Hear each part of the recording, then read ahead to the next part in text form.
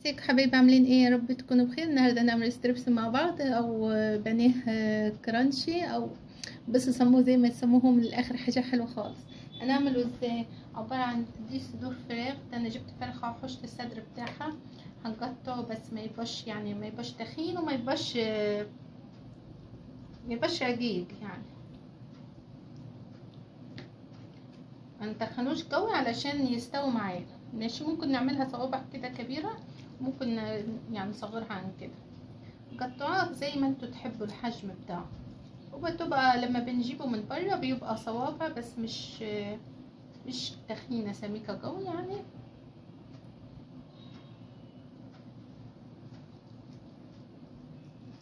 وما يبقاش عريض، يعني يبقى زي بالسمك كده ماشي، بالسمك كده يا بنات. انا هقطع كل كميه زي كده، وبعد كده نرجع نشوف هنعملها مع بعض عشان ما اطولش عليكم الفيديو. قطعتهم يا بنات بالمنظر ده. يعني بصوا، ما يبقاش عريض وما يبقاش رفيع قوي، يعني بالمنظر ده. عايزين عريض زي كده اعملوه، عايزين رفيع زي كده اعملوه عادي. هعمل ايه دلوقتي للتتبيله بتاعتهم؟ هعمل هنا معايا كوبايه الا ربع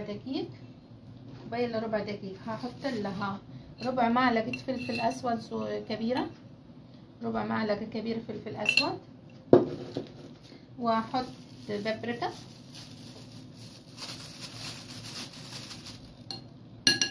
احط نص معلقه بابريكا، نص معلقه كبيره، كله ده بالمعلقه الكبيره ماشي. احط رشه زعتر بسيطه، يعني يجي ربع معلقه برضو صغيره زعتر. كركم هحط نص معلقه كركم. الكركم ليه فوائد حلوه خالص، وبيدي لي لون جميل لاي وصفه بتاعتي. نص معلقه كبيره كركم. احط 7 بهارات، تجيبيها من عند العطار تقول عايزه 7 بهارات هيديها لك. احط نص معلقه برضو، نص معلقه 7 بهارات جاب من عند العطار. احط نص معلقه، لا بصوا، معلقه كامله توم باودر، ومعلقه كامله بصل باودر ماشي. خلص دي اخر التوم باودر. ونحط معلقه تاني بصل باودر، معلقه كامله كبيره بصل باودر، ومعلقه كامله كبيره توم باودر. ايه تاني معانا؟ نحط الملح. احط الملح يا بنات يعني اقل من نص المعلقه الكبيره، علشان انا ممكن ادوقه، عشان ده ما فيش ولا بيض ولا اي حاجه. يعني ممكن تدوق الخليط بتاعك دوت لما نحط له الميه. انا دلوقتي هنزل عليه بالميه.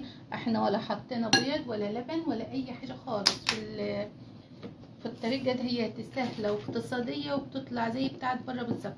ما ننزلش بالميه على طول يا بنات، ننزل شويه شويه كده لغايه ما نخليه ايه، يندمج كله يبقى كريمي. وبعد كده اشوف سمكه، هو بيبقى سمكه اتقل من الكريب شويه. عملت معاكم فراخ كرانش قبل كده كوكي، وعملت معاكم فراخ بريستو برضو بنفس الطريقه. بتبقى يعني اللي عمل معايا قبل كده الوصفات بتاعتي هيعرف ان التتبيله دي بتبقى لذيذه ازاي.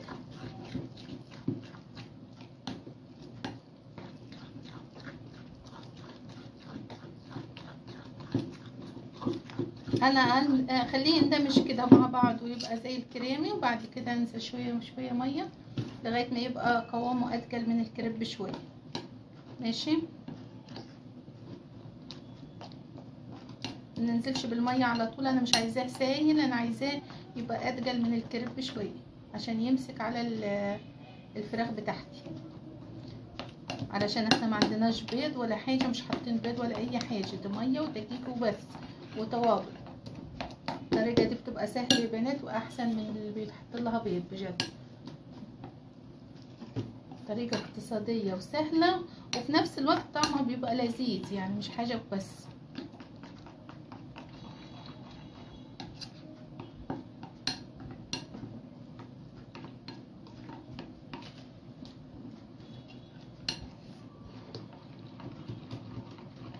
كأنك بتربوا بيض، فاهمين؟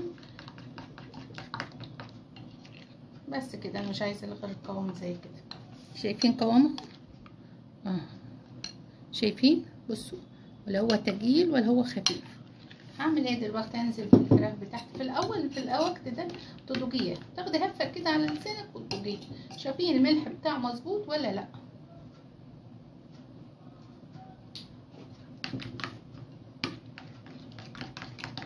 هيبقى عايز حاجه بسيطه،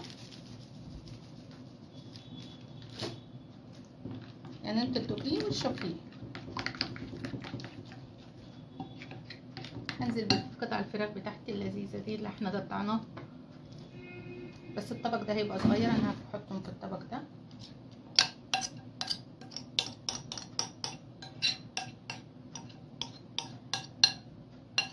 ننزل كل المقادير بتاعتنا خساره. بس نسيبه كده ساعه 2 نص ساعه لو نستعجل عادي، بس كل ما بتسيبيه في التتبيله كل ما بيبقى احسن، يشرب من التتبيله ويبقى طعمه منتهى الجمال. انا هسيبه ساعه، بعد كده هرجع معاكم. تسيبوه على رف التلاجة. يعني انت لو بتشتغلي في كليه، في مشوار، رايحه مشوار بتاع، تعمل الحركه دي وتمشي تروحي وتسيبيه على الرف في التلاجة. ترجعي تلاقيه اندمج خالص في الخلطه الجميله بتاعتنا دي. وبعد كده نعمل ايه؟ نشوف هنعمل ايه مع بعض. يبقى انا هسيبه ساعه وهرجع لكم على رف التلاجة. باي يا حبيبي. اهي بدأت انا كده سبته ساعه، سبت الخليط بتاعي ساعه بالمنظر ده. هعمل ايه؟ جبت كوبايه نشا وحطيت لها كوبايه دقيق. كوبايه النشا لازم تبقى الدقيق قد النشا، كميه النشا بتاعتك تبقى قد الدقيق على حسب الكميه بتاعتك اللي هتعمليها. ماشي، دي كوبايه دقيق وكوبايه نشا. ماشي، الاثنين لازم يبقوا قد بعض عشان يبقى مكرمش كده ويبقى شبيه بتاع بره. احط ربع معلقه صغيره كمون على الخليط بتاعنا ده، واحط شطه. الشطه اختياري مش اجباري، براحتكم. حطيت ربع معلقه شطه، اللي عايزه سبايسي يحط شطه، مش عايزه خلاص. حطيت يبقى ربع معلقه كمون بس صغير، وحطينا ربع معلقه شطه. الشطه اختياري. ماشي، وده ده كوبايه نشا ليها كوبايه دقيق. احنا هنعمل ايه يا بنات دلوقتي؟ خلطنا المقادير كلها، لخبطناها كلها في بعضها. ايد نحطها هنا في الخليط ده وايد في الخليط ده. ماشي، ناخد كده واضحين كده، شايفيني؟ ناخد واحده واحده كده، ننزلها في الخليط كده، وما نبططهاش بايدنا، بس نخليها كده عشان تبقى منعكشه. انا عايزاها منعكشه، مش مستويه، عايزاها تبقى فيها منعكشه عشان تبقى شبيهه اللي بتاعت بره. ماشي، ننفض كله من عليه كده عشان انا عايزاها تبقى منعكشه. ماشي، تدي النعكشه دي. شايفين النعكشه اللي فيها؟ انا عايزاها كده، مش عايزاها مستويه. نبقى حاطين زيت غزير على البوتاجاز يسخن قبل ما نخلص اللي يعني نعمله. ما نبططهاش،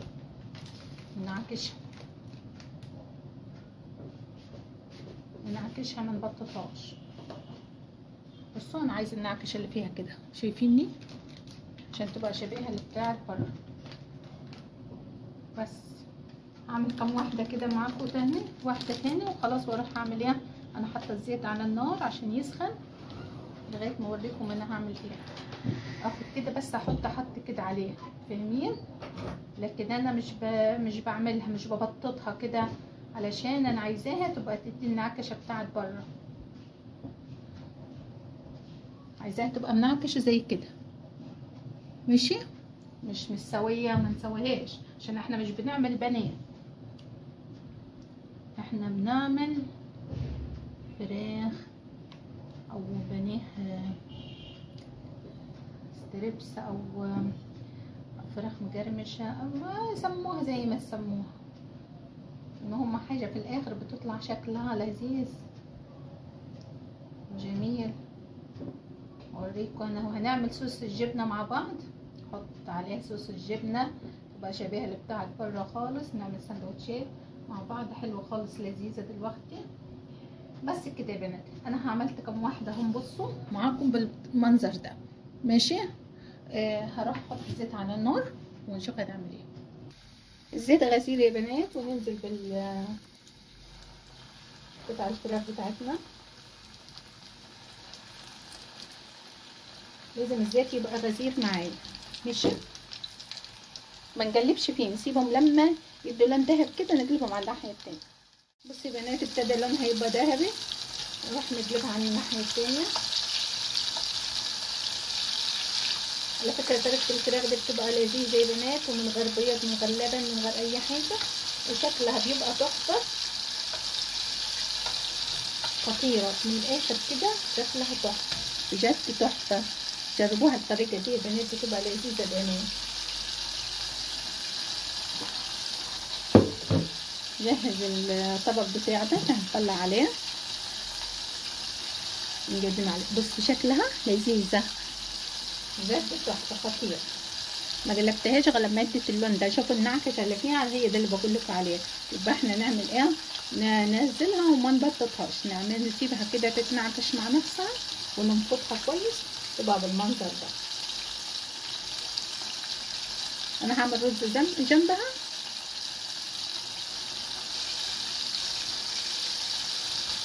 ممكن تاكلوها كده بطحينه، اعمل طحينه ورز، ماشي؟ بلاش في جبنه، خلينا في طحينه ورز بتبقى لذيذه بقى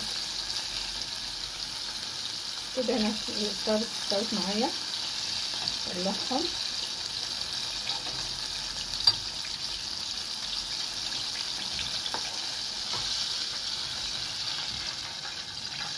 شايفين شكلها؟ شايفين بأمانة تحفة لذيذة. بصوا شايفين يا بنات؟ شايفين الفراخ بتاعتنا مكرمشة او الستريبس؟ بصوا شكله تحفة. نعمل الباقيين، ناخد كده وننزل بس نخليها منعكشة وننزل بيها في الزيت بتاعنا، الزيت الغزير، ونفضها وننزل بيها في الزيت الغزير. ايد في الخليط اللي بيبقى طري، وايد في التاني في النشا والدقيق. اهم حاجه ننفضها علشان تديني النعكشه، انا عايزاها تبقى منعكشه بس.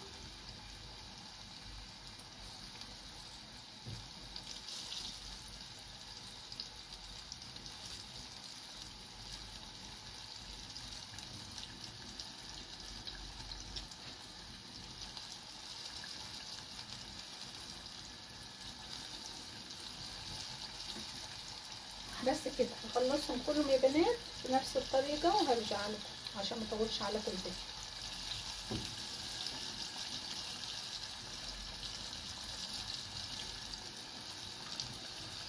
خلصهم وارجع كده. اخر حاجه دول معايا يا بنات، بصوا شكله لذيذ ازاي. بصوا تحفه بجد. هوريهولكم كله في الاخر، بس انا دلوقتي اخر حاجه دول هعمل ايه دلوقتي. زادت شويه من الخليط، شويه صغننين زايدين اهم. هعمل فيهم ايه دول؟ هكسر فيهم بيضه، خساره دول نرميهم برضه. شايفين شويه صغيرين، يعني يجوا 3 معالق كبار من الخليط ده. هعمل فيه ايه؟ اجيب بيضه،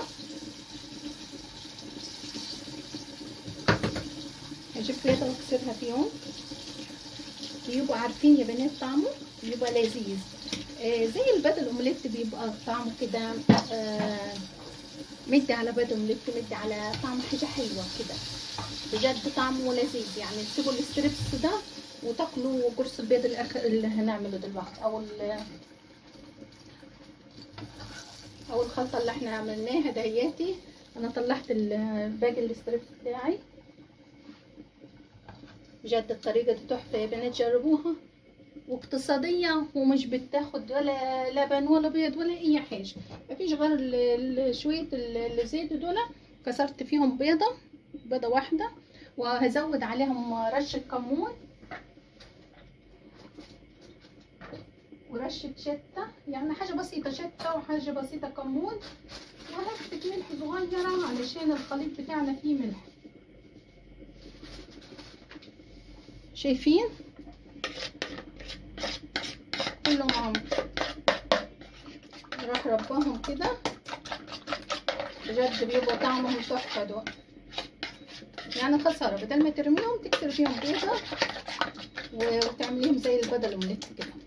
بصوا اهو ربيتهم كلهم في بعضهم كده. يبقى زودنا رشه كمون ورشه رشه كمون ورشه شطه اختياري، وننزل بيهم كده يبقى طعمهم لذيذ تحفه بجد. هتسيبوا الفراخ اساسا وتاكلوها هي